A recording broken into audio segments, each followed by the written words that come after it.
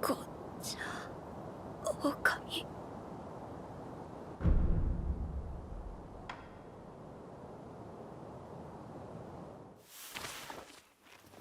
おそばにおります。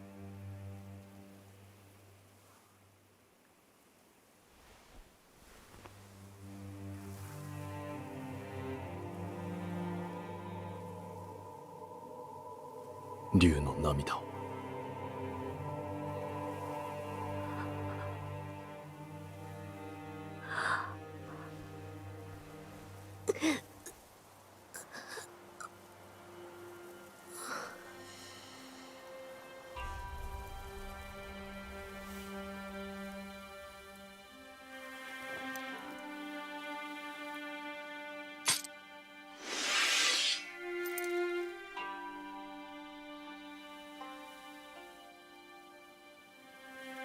最後の不死を成敗いたす。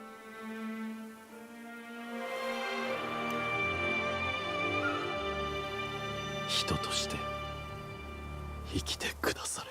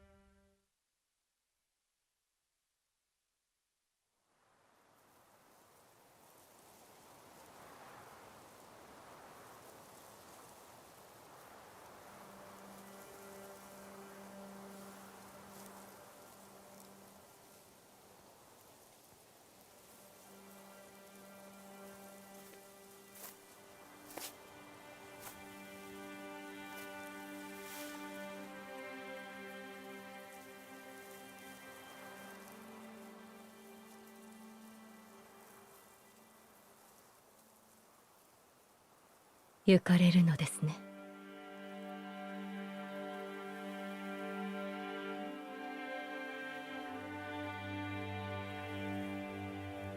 はい。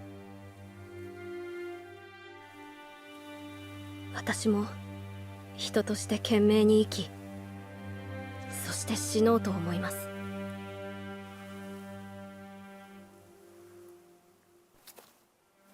我が忍びがそうしてくれたように。エマ殿にもお世話になりました。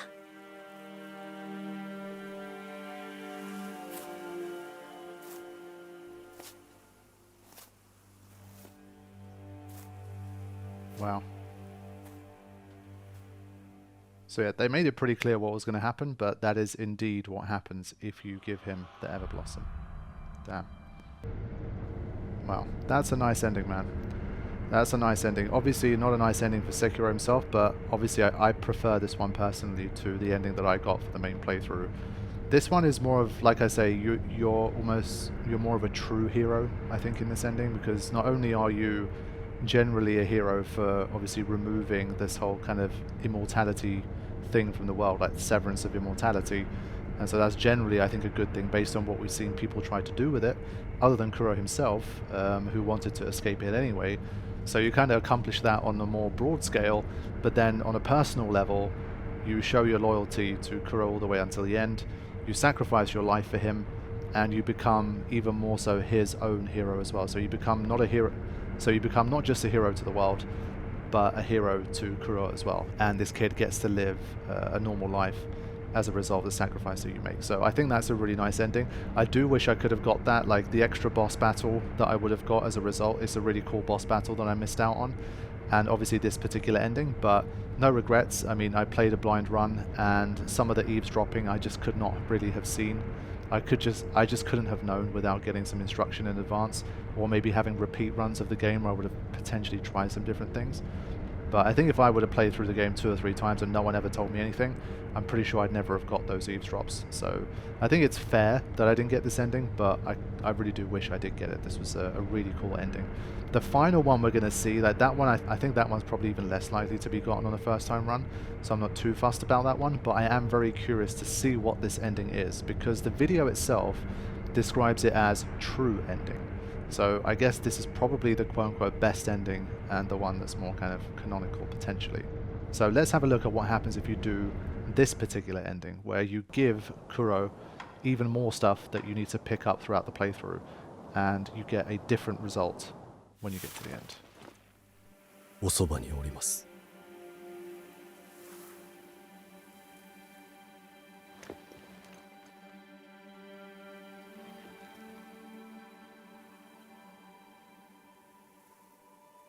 竜の涙を。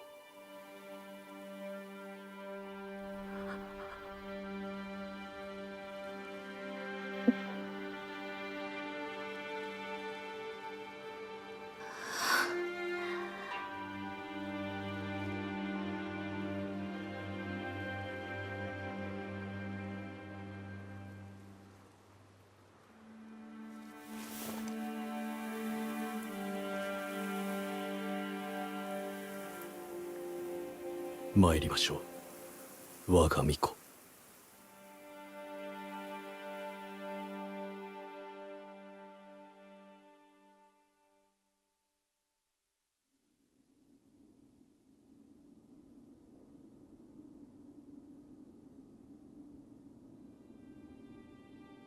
九郎殿、今はどうか安らかに私の心にとどまってください。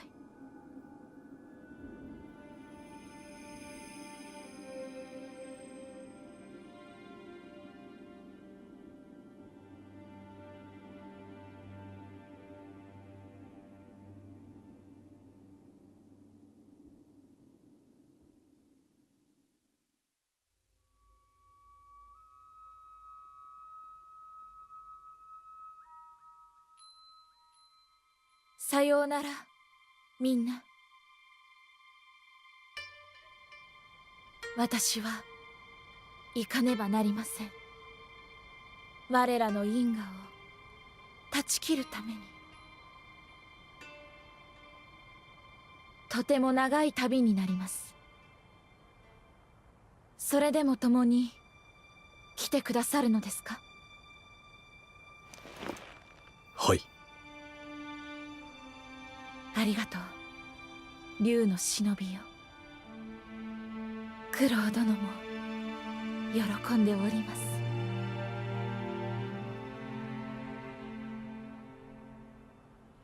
参りましょう。西に神なる竜の故郷に。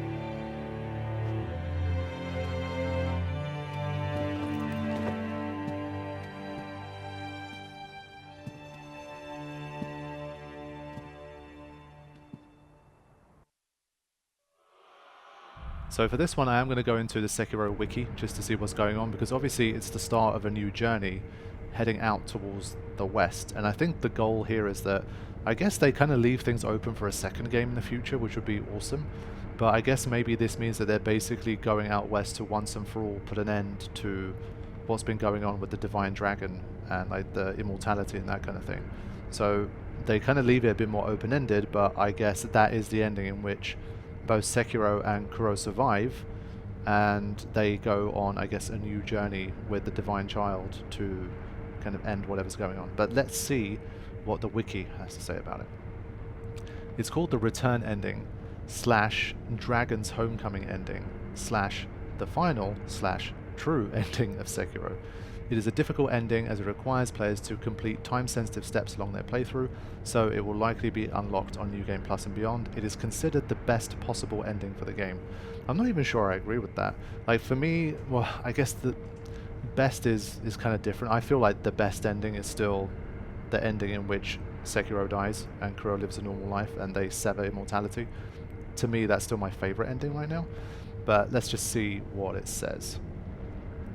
Giving the divine dragon's tears and frozen tears to Kuro will allow the divine child to perform the cradling ritual and absorb Kuro within herself. Sekiro and the divine child then set out to travel west to return the dragon from whence it came and finally end the dragon's heritage from returning to Japan.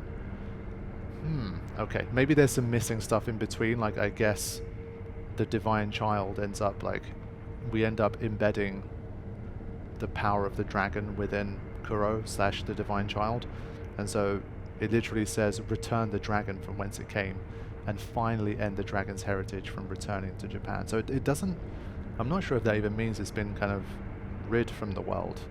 It's still going to continue to exist. Is that really the best ending? I'm not sure about that. Let's have a very quick look on Reddit. Let's see what some people said.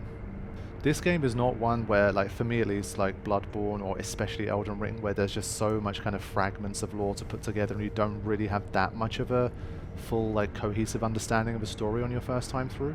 But Sekiro is definitely much, much more conventional, but that doesn't mean that there isn't some mystery and some interesting things to read. So here is a bit of a breakdown on the ending. So we have someone called Monster Hunter Necris on Reddit who has given what is apparently a very good explanation, and it's like a few paragraphs long. Let's read through it, and so hopefully everyone watching along, especially who doesn't know the story like me, like on a deep level, will hopefully understand everything we need to before wrapping up this series. So they say, sure, background first. The divine dragon of the Everblossom is a power that originated in the West and was brought to Japan. For unknown reasons, it does two things. It bestows its blood to an heir who becomes immortal and can grant immortality to others, and it produces water from Fountainhead Palace with restorative / mutative properties. The current divine heir Kuro and likely the divine heir before him, Takeru, realized that the dragon's blood was a curse more than a blessing. The energy required to maintain constant resurrections was stagnating the land, causing dragon rot. So they both decided to undergo immortal severance. So this much of it, yes, I can keep up with. But the whole like it originated in the West thing, I didn't really realize. Obviously, I think the kind of the true ending helps to put that into perspective a little more. The basic immortal severance requires the current heir to imbibe the tears of the dragon. If struck down by the mortal blade while doing so, their immortality will be severed. This also seems to remove dragon rot from those in the divine heir's immortal oath. See Sekiro's white skin and hair being gone in this ending. Note that this does not offer a permanent solution. Severance has been completed before with Takeru, and yet another divine heir was chosen, and the corrupting restorative water still flowed down from Fountainhead and were experimented on by Ashina. That's interesting, because I kind of thought that even the ending I got, which is the one he's describing now, I thought we still rid the world of the dragon situation, but I guess it doesn't seem like it. I thought like what Takeru tried to do, he couldn't like complete it fully kind of thing, but let's read on. The purification version of Immortal Severance is slightly different. Utilizing the flowers from a severed branch of the divine dragon of the Everblossom, one can remove a person's ties to the dragon, under the condition that every other immortal related to that instance of the heir dies as well. In this ending, Sekiro kills himself so that no other immortals tied to Kuro's oath remain, thus severing his connection to the divine dragon of the Everblossom and allowing him to live a normal life as a human. Note that this ending too is implied to only be temporary, as the dragon, who still remains in Japan, is free to choose another heir. So again, like it takes away from some of the impact of the ending. Like I didn't really get that implication as much, but I'm going to take this person's word for it. I assume that that's the more correct way to interpret what's happened here. The final ending, and well, it's also implied that if these two aren't more permanent solutions, then the reason why that the final ending that we saw is the best ending is because that's the one that should be leading to the most permanent solution of the situation. So let's read about the final one. The final ending, Dragon's Return, is a deviation from both of these. Using the cold dragon tears from the divine child, you pretty much seal the dragon within Kuro. This allows for the dragon to be removed from Japan and transported to its homeland in the west. It is implied that this is the only ending that actually frees Japan from the dragon, and would likewise stop the corrupted rejuvenating waters from flowing down from Fountainhead. As for the Shuras, they are implied to be the accumulation of negative karma and hate an immortal or someone abusing the rejuvenating waters builds up from all the killing it has done. Looking at the Sakura Bull's lore, inheriting the karma of those they've killed is also part of being a shinobi. So any of the divine heirs oathbound, or any using the rejuvenating waters to extend their lives, would eventually become a Shura if they keep on killing. As for Isshin and Genichiro brought Isshin back from the dead using the Black Mortal Blade, the blood of Kuro, and his own body as a sacrifice. This also seems to bind the resurrected to the final wishes of the person who brought them back, as up until that point Isshin was clear he did not want the power of immortality. Tomoe was a member of the Okami clan that ascended to Fountainhead. It seems she descended from Fountainhead and eventually became a guardian of Takeru, the previous divine heir. It's assumed she left before the rest of her people were mutated into the pale warriors you find in Fountainhead. She eventually helps Takeru achieve immortal severance, and sometime later trains Genichiro in the heretical combat style. So there you go, this is a really brilliant explanation. Thank you to Monster Hunter Necris from 5 years ago on Reddit, but I think that helps to really kind of explain a lot of the points that I still had in my mind about the endings and about the lore. So I think I can wrap it up with that. Thank you all so much for watching. I hope you had a good time with this game. It's one of these that the game was so good and I had a wonderful journey through it. I hope that as many people watch it as possible.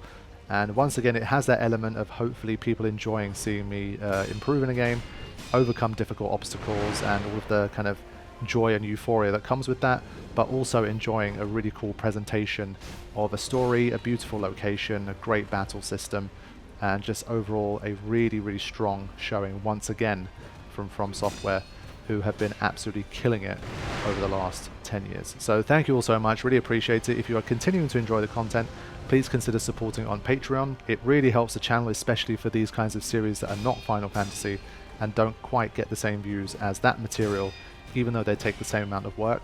Patreon really helps to balance the scales and help me to continue to bring you guys content that doesn't necessarily need to do as well on the views front. So really appreciate you all. I will decide what to do next in terms of like the FromSoft situation.